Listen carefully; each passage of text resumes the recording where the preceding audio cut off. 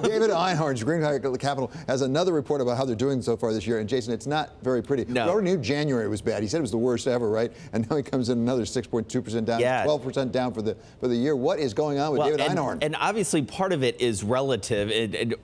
Part of what we have to look at is the relative performance. Even the index is only down 2%, the hedge fund index. I mean, really, this comes down to his longs are down and his shorts are up. I mean, so Bright House, General Motors are up. Not a huge amount, but they are up. He is short Amazon and Netflix, part of this bubble basket that he has described. They are up major double digits, both of them, for the year. It's just going exactly the wrong way here. So, Chris, this is an interesting point because this environment and you expecting more volatility is exactly why you should own hedge funds. Would you be rethinking strategically how you would invest with That's his skeptical face right there. Yeah, that's well. It's, maybe not an Einhorn, but this is what they should do: protect against losses. Well, I guess, and the reason I'm skeptical is the term hedge funds, there's 22 different styles of hedge funds. So to me, it's just an amorphous glob of different strategies. There's, 15,000 hedge funds in the world.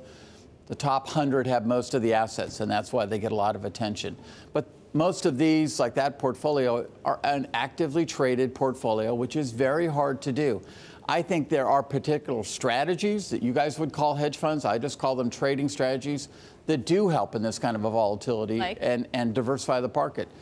Things that, again, technical, CTAs or trend following managers. They're very, very quantitative driven. I think that makes a lot of sense. Global macro, which has been out of favor and not had great returns, but I think that's going to be an area where people can diversify into different parts of the world.